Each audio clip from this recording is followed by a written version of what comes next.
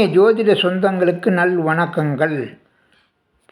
விஸ்வாவசு வருடம் தமிழ் புத்தாண்டு பலன்களை பார்த்து வரும் வரிசையில் தனுசு ராசிக்கு என்ன விதமான பலன்கள் ஏற்படும் என்பதை இப்பதிவில் பார்ப்போம். பொதுவாக முதலில் பார்ப்பது சனிதான் பயப்படும் கிரகமாகும்.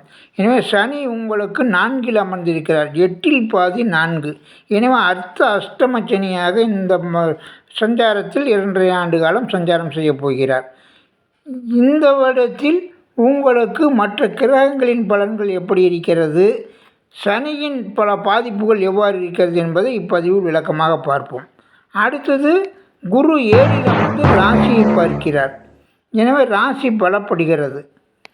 குரு பலம் உள்ள காலமாகியால் ஓரளவுக்கு இந்த வருடம் குருவின் சுப காரியங்கள் அனைத்தும் உங்களுக்கு நிறைவேற்றும் தன்மையில் குரு சஞ்சாரம் செய்கிறார்.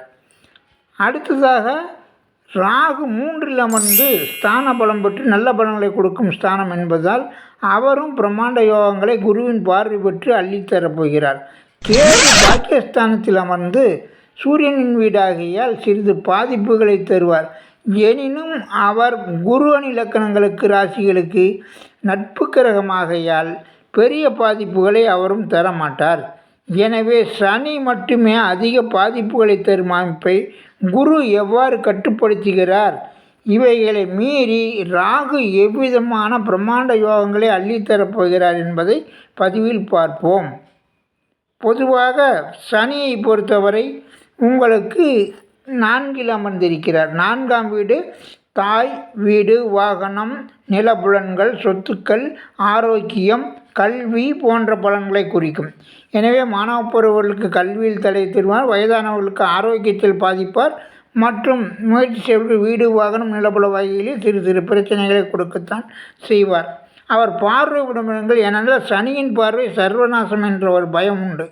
சனியின் பார்வை விடுமிடங்கள் 6ஆம் இடம் கடன், நோய், வம்பு, வழக்குகள் இவைகளை பார்க்கும்போது அதில் அசுப பலன்கள் ஏற்படும். அதே நேரத்தில் அது வேலை ஸ்தானமும் ஆகும். எனவே வேலைகளில் கடுமையான உழைப்பும் அதிகமான சிரமங்களும் ஏற்படும் காலமாகவும் இருக்கும். அடுத்ததாக அவர் பார்வை 10ஆம் வீட்டை பார்க்கிறது, கன்னியை பார்க்கிறது. 10ஆம் வீடு கன்னியை பார்க்கும்போது உங்கள் தொழில் ரீதியில் சுயமாக தொழில் செய்பவர்களுக்கு ஓரளவுக்கு கடுமையான பாதிப்புகளை ஏற்படுத்தும் காலமாகும். புது தொழில்கள் செய்ய முடியாது. அதேபோல் பெரிய முதலீடுகளை செய்யவும் ஜாதக தசாபுத்தி ஆய்வுகளை செய்துதான் அதை ஒரு முடிவு செய்ய வேண்டும். அடுத்ததாக சம்பாத்தியம் தரும் இடமும் அதுவாகும். காரியங்கள் செயல்திறனை குறிக்கும் இடமும் அதுவாகியால் செயல்திறன்களில் குறைபாடுகள் ஏற்படும். காரிய முயற்சிகளில் சிறு சிறு தடைகளையும் ஏற்படுத்துவார். அடுத்தது 10ஆம் பார்வையாக உங்கள் ராசியே பார்க்கிறார். எனவே மனச்சோர்வு, தன்னம்பிக்கை, தைரியத்தை குறைத்தல் போன்ற வீணான ஒரு குழப்பங்கள், மாறுபாடான கருத்துக்கள், எதிர்மறை எண்ணங்களையும் கொடுக்கக்கூடிய அளவில் சனியின் பார்வை ராசியிலும் உடல் மனம் ரீதியில் பாதிப்புகளை ஏற்படுத்தும். இவைகளை எல்லாமே அடுத்தது குருவின் பார்வை பாதிப்புகள் நிவர்த்தி செய்யக்கூடியவர் குரு தான். சனியின் பாதிப்புகளை எப்போதும் நிவர்த்தி செய்வர் குரு தான் முதன்மை.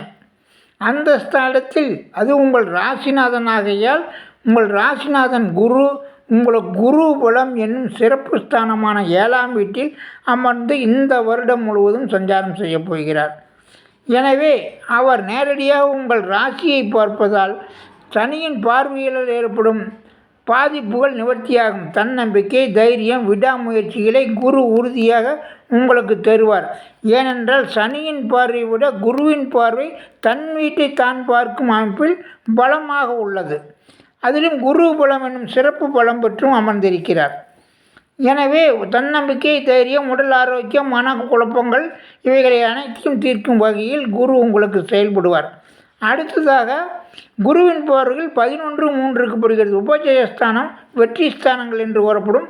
அதே நேரத்தில் லாபஸ்தானம் மற்றும் முயற்சிகளில் காரிய முயற்சிகள் வெற்றிகள், நாடை ஆபரண சேர்க்கைகள், தைரிய வீரியத்தை கொடுக்கக்கூடிய இடங்கள். அங்கு ராகு அமர்ந்து பிரம்மாண்ட யோகத்தை கொடுக்கும் அமைப்பில் அமர்ந்திருப்பது அவர் மூலமும் உங்களுக்கு குரு யோகங்களை தரப்போகிறார்.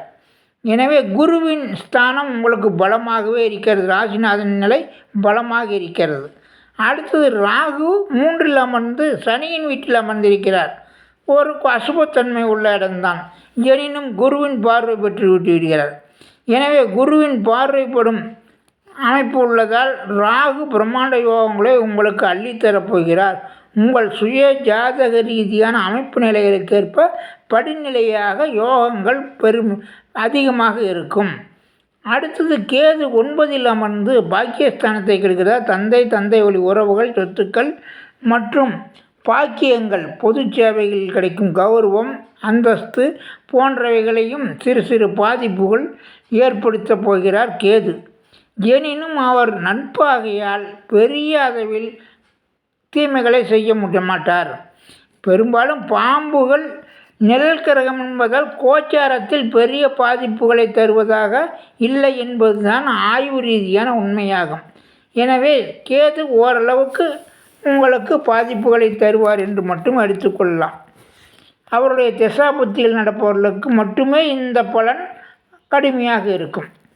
எனவே இந்த முழு ஆய்வுகள் ரீதியாக 4 வருட கிரகங்களில் 2 கிரகங்கள் நன்மை செய்யும் அமைப்பிலும் 2 கிரகங்கள் தீமை செய்யும் அமைப்பிலும் உள்ளது. எனினும் ராசிநாதன் பலம் பெற்றிருக்கிறார்.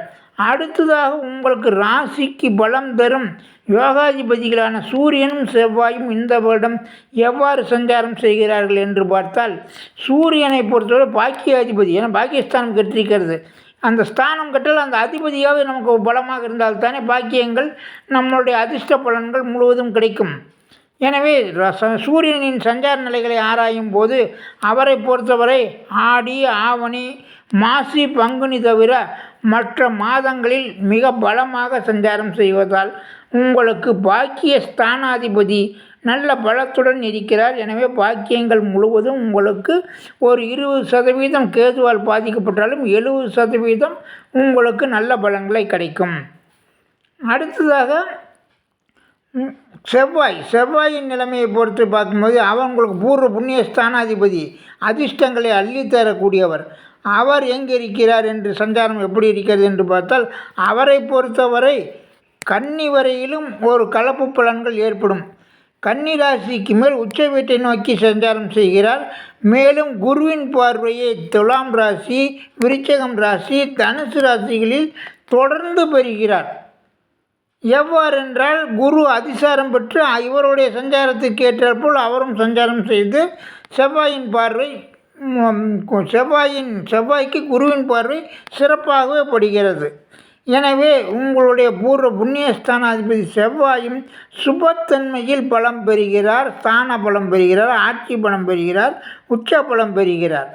எனவே செவ்வாயும் புத்திர வகையில் மேன்மை, பூர்வீக சொத்துக்கள், உறவுகள், பாட்டன்வர்க்கு உறவுகள் அனைத்தையும் ஆதரவும் அனுகூலமும் மேன்மையும் சிறப்பாக இருக்கும். மேலும் அதிர்ஷ்டங்களையும் செவ்வாய் உங்களுக்கு சிறப்பாகவே தர உறுதி செய்வார். எனவே உங்களுடைய ராசி யோகாதிபதிகள் சூரியன், செவ்வாய், குரு மூவரும் பலம் பெற்றிருப்பதாலும் குரு 7ல் அமர்ந்து குரு பலம் உள்ளதாலும் சுப காரியங்கள் அனைத்தும் இனிதே நிறைவேறும். திருமணம், வீடு, வாகன, நில புலன்கள் அனைத்து காரியங்களும் சுபமாக நடக்கும். எனவே மேலும் நல்ல சுப நாட்களை பயன்படுத்தி வெற்றி பெறுங்கள். வாழ்த்துக்கள்.